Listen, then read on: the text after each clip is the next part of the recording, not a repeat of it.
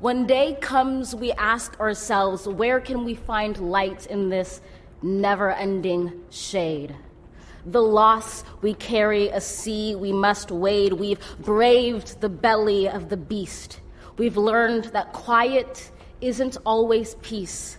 In the norms and notions of what just isn't always just is. And yet the dawn is ours before we knew it. Somehow we do it. Somehow we've weathered and witnessed a nation that isn't broken, but simply unfinished. We, the successors of a country and a time where a skinny black girl descended from slaves and raised by a single mother can dream of becoming president, only to find herself reciting for one. And yes, we are far from polished, far from pristine, but that doesn't mean we are striving to form a union that is perfect. We are striving to forge our union with purpose, to compose a country committed to all cultures, colors, characters, and conditions of man. And so we lift our gazes not to what stands between us, but what stands before us. We close the divide because we know to put our future first. We must first put our differences aside. We lay down our arms so we can reach out our arms to one another. We seek harm to none and harmony for all. Let the globe, if nothing else, say this is true. That even as we grieved, we grew, that even as we hurt, we hoped, that even as we tired, we tried, that we'll forever be tied together, victorious, not because we will never again know defeat, but because we will never again sow division. Scripture tells us to envision that everyone shall sit under their own vine and fig tree, and no one shall make them afraid.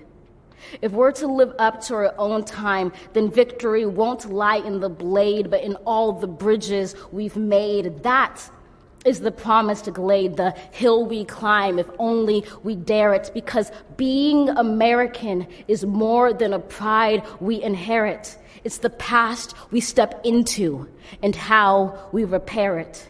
We've seen a force that would shatter our nation rather than share it, would destroy our country if it meant delaying democracy. And this effort very nearly succeeded. But while democracy can be periodically delayed, it can never be permanently defeated.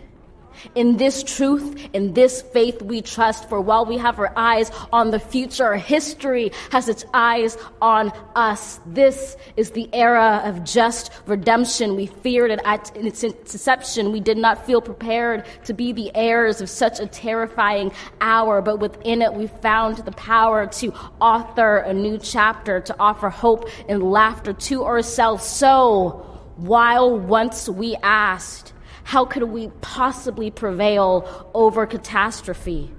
Now we assert, how could catastrophe possibly prevail over us? We will not march back to what was, but move to what shall be, a country that is bruised but whole, benevolent but bold, fierce and free. We will not be turned around or interrupted by intimidation, because we know our inaction and inertia will be the inheritance of the next generation. Our blunders become their burdens. But one thing is certain: if we merge mercy with might and might with right, then love becomes our legacy and change our children's birthright.